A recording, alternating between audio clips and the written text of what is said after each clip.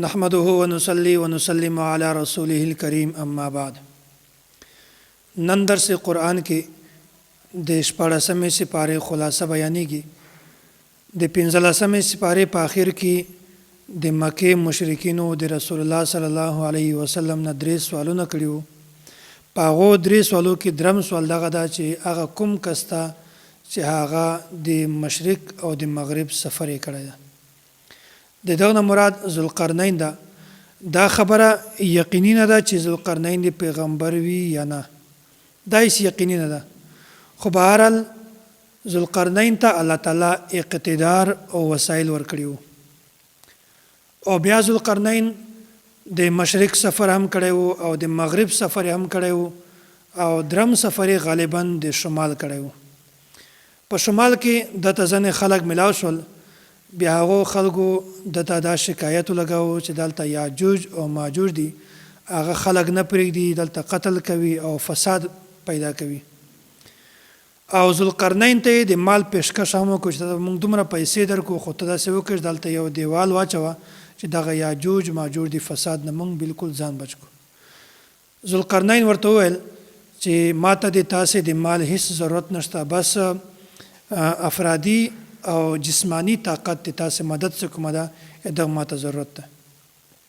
بیا ذوالقرنین داسې وکړل چې د ورسپنې تختې راوړلې او د تختو ته ویل شوي سکه د ور واچوله او د سکې نه مکمل دیوال ورته جوړ کړو چې نن ورځ پورې هم د یاجوج ماجوج نه هغه خلک بالکل په حفاظت کې دي. بیا الله تعالی دا خبره بیانوي: قل انما انا بشر مثلكم يوحى الي انما الهكم اله واحد. وای ای پیغمبر ته خپل خلکو ته وایا چې زه د تاسې غوندې بشر یم، لکه څرنګه چې تاسې بشر یې داسې زه هم بشر یم، زم انسان یم. خو مونږ او تاسو کې فرق دا ده چې ماته الله تعالی وحی را لګي او تاسې باندې وحی نه راځي، بس صرف دا فرق ده. بیا الله تعالی دا خبره بیانوي: فمن كان يرجو لقاء ربه فليعمل عملا صالحا ولا يشرك بعبادة ربه احدا.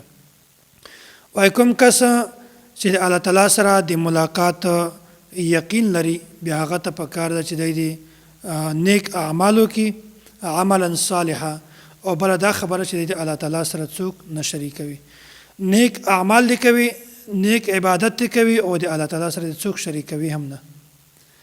درمه خبره الله تعالی دا بیان کړې ده. وایي د اعمال د قبولیت لپاره درې شرطونه دي. اول شرط خدا ده چې د انسان عقیده ټیک وي. که د چا عقیده ټیک نه وي، بیا دا انسان که ډیر زیات اعمالو کې دا ده بالکل بیکاره دي. او په عقیده کې بنیادی عقیده ایمان ده. که د چا ایمان خراب وي، بیا د دا په اعمالو باندې ځان بالکل نستړی وي، ځکه چې د داسې کس اعمال د الله تعالی نیز باندې هیڅ مقام او مرتبه نشته. او د اعمالو د قبولیت دوم شرط دا ده چې دغه اعمال د سنت مطابق وي. او که چیرته د اعمال د سنت مطابق نه وي، د سنت خلاف وي، که دا ډېر اعمال وکړي، ډېر نیک عملونه وکړي، د یو هیڅ قدر او قیمت نشته. او درم شرط دا ده چې د انسان نیت ټیک وي. او که چیرته یو کس اعمال کوي خو د نیت ټیک نه وي، نیت یې غلط وي، د فساد والی وي، بیا هم د داسې اعمالو د الله تعالی په نسبت باندې هیڅ مقام او مرتبه دا نشته. دا صورت ختم شو. مختبل صورت ته صورت مریم. دغه صورت ته صورت مریم ځکه وایي چې په دغه صورت کې د حضرت مریم علیه السلام مکمله تفصیلی قصه دا بیان شوې ده. دغه وجنه، دغه مناسبت ته وجنه دغه صورت ته صورت مریم وایي. او په دغه صورت کې د عیسایانو چې کومه باطل عقیدې دي، د هغو عقیدو هم الله تعالی تردید کړی ده. د عیسایانو دا عقیده وه چې عیسی علیه السلام دا خدای ده یا په دریو کې درم ده. الله تعالی دغه باطل عقیدې تردید کړی ده چې عیسی علیه السلام دا د مریم علیه السلام د نس نه پیدا شوی ده، دا نه خدای ده او نه د خدای بچی ده. داسې بیا مخته د حضرت زکریا علیه السلام دا دعا کړې وه چې یا الله ما ته بچی راکړه چې هغه د ما او د آل یعقوب وارث جوړ شي. دلته د وراثت نه مراد دنیاوي وراثت نه ده چې په دنیا کې به د ما د مال دی وارث جوړ شي، بلکې دلته مراد د وراثت نه مراد د انبیای کرامو چې کوم د نبوت علوم دي د هغو وراثت مراد ده. ځکه چې کوم نبی هم په دنیا کې لږ معمولی سامان وي، خو هغه پیغمبر چې کله د دنیا نه ځي بیا هغه سامان د وراثت نه وي. نو د وجې نه دلته زکریا علیه السلام چې کومه دعا غوښتې ده دغه نه مراد د علم د نبوت چې کوم علوم دي د هغې وراثت مراد ده، د دنیا وراثت مراد نه ده. بیا الله تعالی د حضرت زکریا علیه السلام دعا دا قبوله کړله او بیا حضرت زکریا علیه السلام ورته وویل چې زه خو بوډا یم او د ما ښځه دا هم بوډۍ ده، بیا څرنګې به الله تعالی ماته بچی راکوي.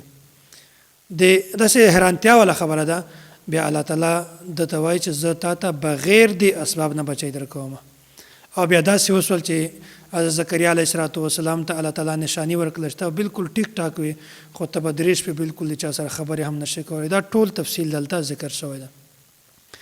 بیا په دې نه مخته حضرت مریم علیه السلام دا تفصیلي واقعه بیان شوې ده، خو زه د هغې صرف خلاصه درته بیانوم. واذکر فی الکتاب مریم. نو حضرت مریم علیه السلام دغه د دې یوه معجزه وه چې عیسی علیه السلام دا بغیر بې پلاره پیدا شو. او داسې د عیسایانو چې کوم تردید او د باطل عقیده او د هغې تردید هم الله تعالی دلته بیان کړ. د حضرت مریم علیه السلام عمر 14 یا 15، دا دواړه اقوال ملاویږي چې د عمر 14 کاله و یا 15 کاله و. بیا د یوه کښلي انسان په شکل کې یو سړی راغی، حضرت جبرائیل امین. او په دې ځای کې مریم بیا پرده وکړله، ده ورته وویل وایي زه الله تعالی را لېږلی یم تا ته یوه خوشخبري درکوم. خوشخبري دا ده چې تا ته به الله تعالی بچی درکوي. او بیا داسې وشول چې جبرائیل امین داسې وکړل چې د مریم په دغه ګریبان کې یې پوکی ور وکړ، چوف یې کړل. او بیا د هغه د وجې نه حمل پیدا شو، حمل جوړ شو. او بیا دا ورته وویل چې کله د تا بچی پیدا کېږي بیا ته داسې د یو خلاص میدان و دغ ته یې ولېږل دا ته ولاړه شه. بیا هلته چې کله ولاړله بیا په یو ځای کې آبادي نه وه، نه میوه وه، نه تشی و، خو الله تعالی بې موسمه خجیره باندې خجیرې ورته پیدا کړې او چشمې د اوبو چشمې ورته جاري کړلې. بیا د هغې نه د خوراک کوو، بچی پیدا شو، هغې نه بعد بیا هم د خوراک کوو. د دې نه خو 40 ورځې یا د نفاس کم مدت چې کوم ادب 40 نه کم هغه پوره شولې. بیا د هغه ځنه چې کله د خپل خاندان ته راغله بیا د خاندان خلکو په دې باندې تهمت ولګاوه چې تا خو نکاح نه ده شوې، بیا دا بچی د کومه خوا راوړی ده. بیا دلته دې ته حکم شوی و چې کله تا ته داسې څوک ووایي په هغه وخت کې ته بالکل خاموشي اختیار کړه او بچي ته اشاره وکړه. بیا په دې وخت کې عیسی علیه السلام دا ورته وویل چې الله تعالی بنده یم، الله تعالی پیدا کړی یم او الله تعالی به ما نبي جوړوي، پیغمبر به مې جوړوي او ما ته به داسې وحی راکوي. په دغه وخت کې د چا هم تهمت په مریم علیه السلام باندې لګولی و، الله تعالی د دغې ټولو تردید وکړي. بیا الله تعالی د حضرت ابراهیم علیه السلام دا واقعه بیان کړې ده. وایي د خپل پلار ته د دین او د اسلام دعوت ورکړ په داسې یوه بهترین انداز او طریقه باندې د خپل پلار ته دعوت ورکړو، خو پلار بیا هم دین قبول نه کړ او پلار یې دمکۍ ورکړله او چیلنج یې ورکړو چې ته د خپل دین نه د خپل دعوت نه باز راشه، که نه یې په تا باندې موږ د کاڼي باران راکوو. خو په یغ وخت کې حضرت ابراهیم علیه السلام دا ورته وویل چې زه به د الله تعالی نه د تا د هدایت دعا غواړم. دا هغه وخت و چې ابراهیم علیه السلام ته دا پته نه وه چې د ما پلار ایمان نه راوړي، خو چې کله دا علم ورته وشو چې ما پلار ایمان نه راوړي په یغ وخت کې د پلار دپاره دعا هم دا پرېښودلې. بیا الله تعالی مخکې د حضرت ادریس علیه السلام دا تذکره بیان کړې ده. وایي ادریس علیه السلام ته الله تعالی بعضې خصوصیات ورکړي وو. اول خصوصیت خدا ده چې اول ادریس هغه انسان ده، هغه بشر ده چې د په قلم باندې لیکل شروع کړل. او بل خصوصیت دا ده چې حضرت ادریس علیه السلام هغه انسان ده چې دوی یوه کپړه وګنډله او هغې نه یې لباس جوړ کړ. په دې نه مخته چې کومره خلک وو هغو ټولو د چمړې والا لباس اغوست. او حضرت ادریس علیه السلام هغه انسان ده چې د اسلحه جوړه کړه او جهاد یې شروع کړو په اسلحه باندې. او ادریس علیه السلام هغه اول انسان ده چې د په حساب کتاب کې ډېر زیات ماهر و. دا صورت ختم شو، مخته بل صورت ته صورت طه. او د باره کې تفصیل تیر شوی دا د حروف مقطعات نه دي. د دې معنی الله تعالی ته معلومه ده، بل هیڅ چاته نه ده معلومه. ما انزلنا علیک القرآن لتشقى، نبی علیه الصلاۃ والسلام باندې چې کله اول قرآن کریم نازلېدل شروع شول، بیا به دا ډېر زیات مشقت کوو او د تهجد په لمانځه کې به دومره زیات قرآن کریم به د وایه پوره شپه چې د ده پښې به میږي شولې، او داسې د ده پښې چې کومه وې په دې باندې به ورم راغی. نو بیا الله تعالی ورته وویل وایي ای پیغمبره دومره زیات محنت او دومره زیات کوشش مه کوه، دومره زیات ځان په تکلیف کې ما اچوه، ځکه چې دین دا په اعتدال سره راغلی ده. بیا نبی علیه الصلاۃ والسلام په هغه نه بعد خپل معمول بدل کو، په تهجد کې د شپې به نیم وخت آرام کو او نیم وخت به د تهجد لمونځ کو. بیا د استوا علی العرش مسله بیان شوې ده. بهرحال دلته تفصیل موقع نه ده، خو دې تفصیل باندې استاد محترم متکلم اسلام حضرت مولانا محمد الیاس ګومن حفظه الله یو فایل لیکلی ده، القواعد فی العقائد، او دروس القرآن کې هم د دې تفصیل موجوده ده آیات لاندې. الرحمن علی العرش استوى. دلته د حضرت موسی علیه السلام ته چې کله نبوت میلاوېده هغه هم دلته واقعه ذکر شوې ده. وهل اتاک حدیث موسی، چې کله موسی علیه السلام دا د مدین نه واپس راته، بیا په هغه وخت کې د ده نه لار ورکه شو. د خپل کور هلته وایي چې تاسې دلته کښېنئ، او لرې ځای کې یوه ونه ولده چې په هغه باندې اور بلېده. بیا ده وایي چې تاسې دلته کښېنئ او زه تاسې ته اور راوړم. کله چې حضرت موسی علیه السلام هلته ولاړی، ورنږدې شو، د ونه وکتله، د ونې منډان بالکل سلامت او د دې ونې پخې سوځې نه، خو هغه اور لا په دې نه زیات هغه کوشلوالی راوړي، ونې کوشلوالی راوړي، حسن زیاتوي. بیا په دې وخت کې الله تعالی आवाज ورته راوکړ، ای موسی علیه السلام زه الله یم او ته مې د نبوت لپاره منتخب کړی، تا انتخاب مې کړی دی، زه به تا ته نبوت درکوم، تا باندې به وحی راځي. او داسې الله تعالی ورته ووایي چې ته دا چپل وکاږه، ته یو مقدسه طوا، داسې مقدس ځای ته راغلی دا چپل وکاسه. په دې ځای کې د الله تعالی سره چې کومه د مکالمه کړې وه هغې تذکره هم دلته بیان شوې ده، او الله تعالی چې کوم معجزه ورکړې ده هغې تفصیل هم دلته ټول په تفصیل سره بیان شوی ده. بیا موسی علیه السلام د دعاګانو ذکر ده. کله چې الله تعالی موسی علیه السلام فرعون ته د دعوت لپاره ورولېږئ، بیا په هغه وخت کې موسی علیه السلام دا دعا د الله تعالی نه کړې وه. 4 شیزونه موسی علیه السلام د الله تعالی نه غوښتي وو.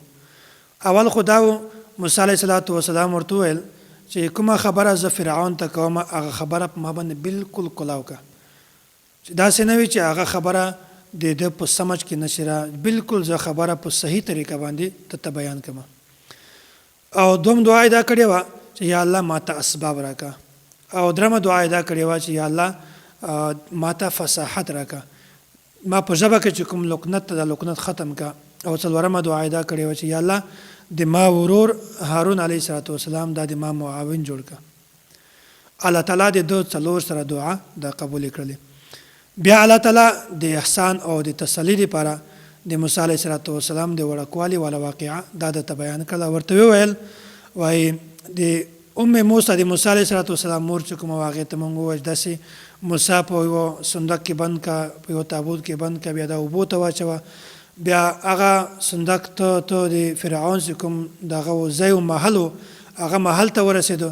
بیا په هغه وخت کې دا قانون جوړ شوی و چې یو کال بچیان ژوندي پاتې کېږي، یو کال به بچیان مړه کوو. خو موسی علیه السلام په هغه کال باندې پیدا شوی چې کوم کال باندې بچیان مړه کول. بهرحال دغه بچي سره موسی علیه السلام سره د خور دا روانه وه چې کله محل ته ورسېده. بیا بهرحال تفصیلي خبره ده چې کله د ده د شودو خبره راغله، دا خو شودې نه څکي د بل ښځې، نو په هغه وخت کې د ده خور ورته ویل چې دلته یوه ښځه ده د هغې شودې څکي. بیا بهرحال موسی علیه السلام خپل کور ته واپس راغی. نو دا په تفصیل سره دا خبره هم الله تعالی دلته بیان کړله.